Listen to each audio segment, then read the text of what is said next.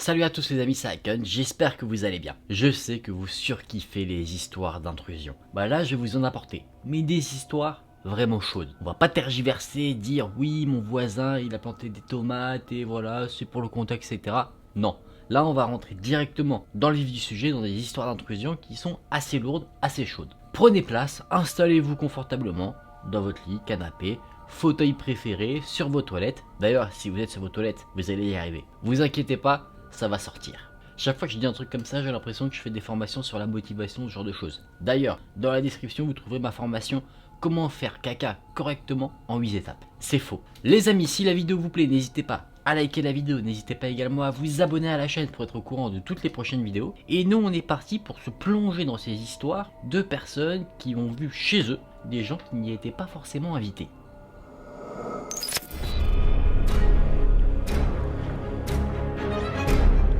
On va commencer avec l'histoire de Timothée. Quand Timothée avait 4 ans, ses parents étaient souvent absents parce qu'ils travaillaient pendant longtemps dans un restaurant. Timothée était assez jeune, du coup les parents qui devaient travailler au restaurant jusqu'à 22h, 22h30 laissaient Timothée sous la garde de son grand frère pour qu'il le babysitte et que Timothée ne fasse pas de bêtises. Ce frère avait 12 ans et Timothée en avait donc 4. Il y avait 8 ans de différence entre les deux jeunes garçons. À chaque fois que les parents rentraient, ils avaient le même petit rituel. Ils appuyaient sur la sonnette pour prévenir qu'ils arrivaient, comme ça Timothée et son frère se précipitaient vers la porte d'entrée pour les accueillir. Un jour, le bruit de la sonnette a retenti dans la maison, Timothée s'est précipité à la porte pour accueillir ses parents, il a ouvert la porte et là, c'était pas ses parents, c'était 4 hommes qui se tenaient devant lui. Apparemment, ces hommes avaient observé la maison depuis un moment pour observer un petit peu la routine des occupants, c'est-à-dire qu'ils savaient pertinemment qu'à ce moment-là, les parents n'étaient pas là. Mais c'est pas tout, c'était pas des hommes lambda, c'était des hommes armés.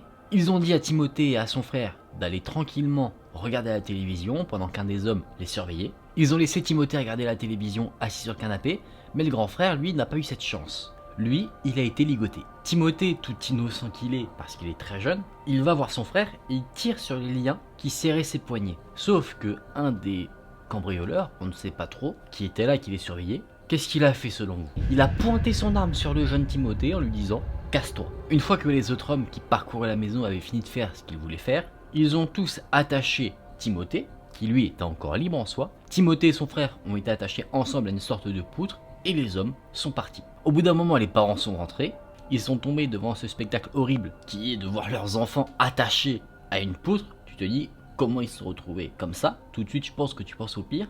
Ils les ont libérés, ils ont appelé la police, parce que le grand frère lui était conscient de ce qui venait de se passer.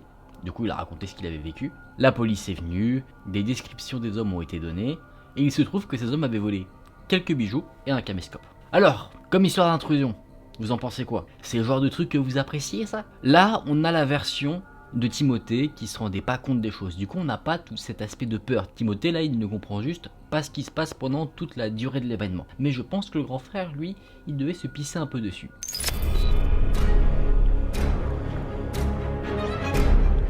Maintenant, je vais vous présenter l'histoire de Cécile. Cécile voulait sortir pour promener son chien. Sauf que ce qu'elle faisait, c'était sortir son chien très tard. Elle le sortait vers minuit, 1h du matin. Pour elle, c'était pas forcément un problème, parce qu'on pourrait se dire qu'une femme seule sortir un chien aussi tard la nuit, elle pourrait faire des rencontres plutôt désagréables. Mais vu qu'elle vit plutôt proche des bois, loin des gens, elle se dit qu'il n'y a pas forcément de danger à courir. Elle s'est donc préparée pour sortir son chien, elle descend ses escaliers, et elle se rend compte que la chambre de sa sœur est ouverte. La lumière y est allumée, du coup là on se dit rien d'anormal. À un détail près. Ce fait-là est assez étrange parce que cette fameuse sœur, ça fait 6 ans qu'elle ne vit plus avec Cécile. Bien sûr, les parents de Cécile n'étaient pas là. Et personne dans la maison n'a pour habitude d'aller dans la chambre de la sœur comme ça pour y faire on ne sait quoi. Cécile se dit bon, peut-être qu'il y avait un truc à récupérer, bon. Elle essaye de pas dramatiser la situation. Elle rentre donc dans la pièce pour éteindre la lumière, sauf qu'en rentrant dedans, elle voit quelque chose qui la met pas très bien. Elle voit qu'il y a un homme qui essaye de se cacher dans un placard. Il n'y arrive pas, donc il est tout de suite mis à découvert. Cécile se dit ok, gérons la situation. Je vais faire comme si je ne l'avais pas vu, comme ça il ne va pas me sauter dessus. Ce qu'elle fait, c'est qu'elle fait demi-tour, elle va dans le bureau de son père, qui se trouvait juste à côté, et elle va chercher son fusil de chasse. Ça rigole pas, hein. Cécile revient dans la pièce où il y a l'homme, là, elle le braque et elle dit ne bouge pas ou je tire. L'homme, il a pas du tout écouté Cécile, lui, il lui a foncé dessus, il l'a poussé et en fait il cherchait à fuir le plus vite possible. Il est sorti par le garage et il s'est rendu dans les bois. Cécile ne lui a pas tiré dessus, elle ne l'a pas poursuivi, mais elle a vu son visage. Et son visage lui a été familier. En fait, cet homme-là, elle l'avait déjà vu quelques jours auparavant parce qu'il avait toqué à sa porte. Il avait prétendu être un ami d'un voisin et il disait qu'il cherchait du cuivre à vendre. Du coup, il avait annoncé qu'il faisait un peu le tour du voisinage pour savoir si les personnes avaient du vieux cuivre, du vieux matériel à donner. Cécile lui avait donné des vieilles batteries de voiture et l'homme était reparti. Il avait juste dit qu'il avait 2 filles et qu'il essayait de bien s'en occuper. Cécile n'a pas appelé la police, mais elle se dit que si cet homme remet les pieds chez elle, là, elle tirera à la première occasion. Cet homme, en fait, il devait sûrement faire du repérage, essayer de voir un petit peu qui vivait dans quelle maison, et il a vu que dans la fameuse maison de Cécile, il n'y avait que Cécile, que ses parents n'étaient pas souvent là, et du coup il s'est dit tiens, je vais essayer de cambrioler cette maison. Peut-être que il s'est dit aussi que vu qu'elle avait des vieilles batteries de voiture, qu'elle avait peut-être d'autres objets de valeur qui pouvaient se revendre, qui pouvaient coûter cher, du coup il s'est dit je vais aller voir. Bon, en France, je pense qu'une situation comme ça n'arrivera pas parce que avoir une arme à feu chez soi, je crois que c'est plutôt compliqué.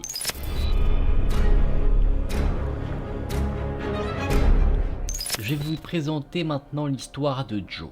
Joe vit au Pakistan et il vit dans une sorte de voisinage assez particulier parce qu'en fait c'est une sorte de rue où toutes les maisons appartiennent à des gens de sa famille. Une maison ça va être sa tante, une maison ses grands-parents, une maison ça va être son oncle par exemple, vous voyez ce genre de délire là. Lui, sa maison elle se trouve au sommet de cette rue parce que c'est une rue qui est un peu en montée. Elle vient d'être construite, du coup il vient d'y emménager avec sa famille. On est de nuit et Joe ainsi que sa sœur, ses 3 cousins et leurs parents sont tranquillement en train de regarder la télévision et ils rigolent.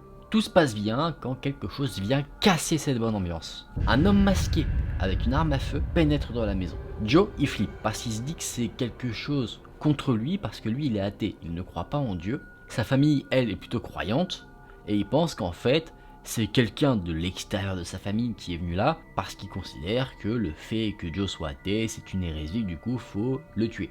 En tout cas, c'est ce que pense Joe sur le coup. Sauf que l'homme ne s'intéresse pas directement à Joe, il va d'abord frapper son oncle et il demande où se trouvent l'argent et les bijoux.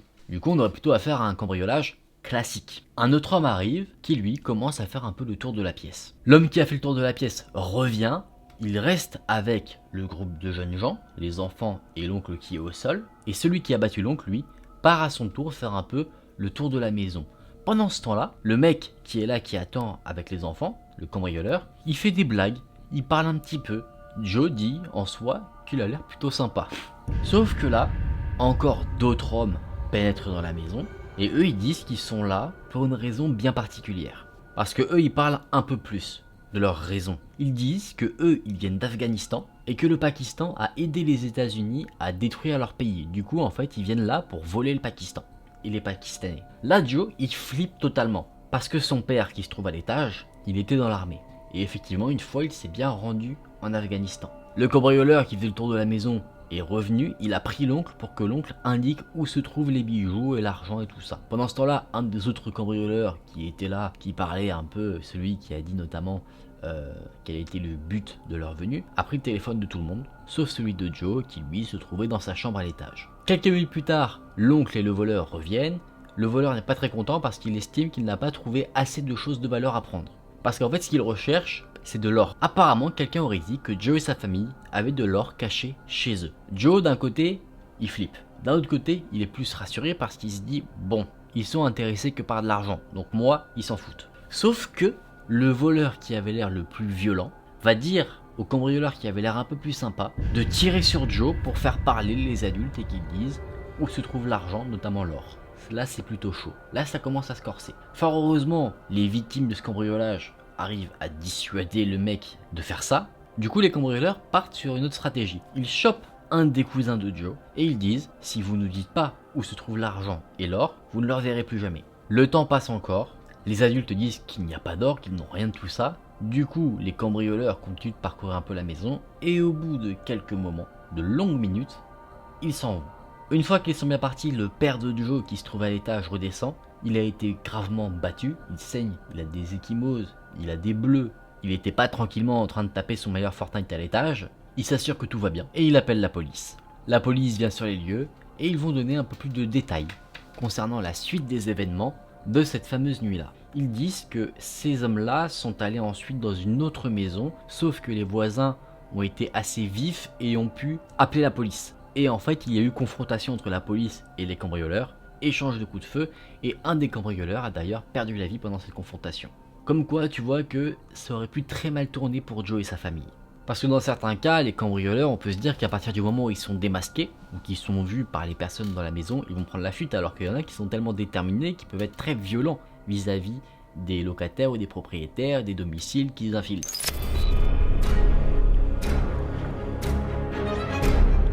Là, on va conclure sur une histoire un peu différente. C'est pas une histoire où la personne a subi l'intrusion. Là, il y a eu intrusion chez la personne, mais elle s'en est rendue compte quand elle est revenue de vacances. Mais ce qui fait flipper vraiment, c'est ce qu'elle a trouvé en revenant chez elle. C'est Elijah qui dit qu'il était parti en vacances avec sa famille. Il était enfant, et en fait, sa famille a été appelée par des voisins qui ont trouvé un peu anormal que la porte d'entrée était grande ouverte alors qu'ils savaient pertinemment que la famille d'Elijah n'était pas là. Forcément, avec cette nouvelle, Elijah et sa famille sont rentrés immédiatement, et une fois arrivés chez eux, ils se sont vite rendus compte que la maison était en total désordre. Elle avait été retournée dans tous les sens, les cambrioleurs s'en étaient donnés à cœur joie pour essayer de trouver le moindre objet de valeur. Et le truc, c'est qu'il y avait des objets de valeur. C'est qu'en fait, le père de Elijah avait sa propre entreprise. Il était en gros auto-entrepreneur, du coup, son bureau de travail, c'était chez lui.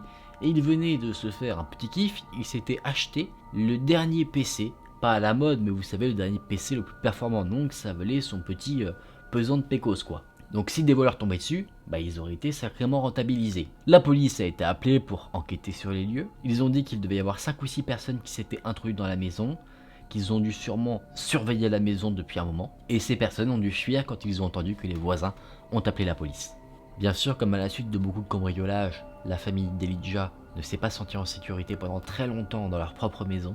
Mais ce qui était assez fou, incompréhensible mais aussi effrayant, c'est que dans chacune des chambres de la maison, il y avait un couteau de cuisine qui avait été laissé. La police a dit qu'en fait, ça a été laissé là quand les cambrioleurs sont partis, mais qu'ils étaient armés du coup de ces fameux couteaux de cuisine pendant tout le cambriolage, au cas où que quelqu'un pénètre dans la maison. Donc si la famille n'était pas partie en vacances et qu'ils étaient juste rentrés comme ça, je sais pas, d'une virée shopping ou d'un cinéma, potentiellement il y aurait eu un accident dramatique qui aurait pu se produire.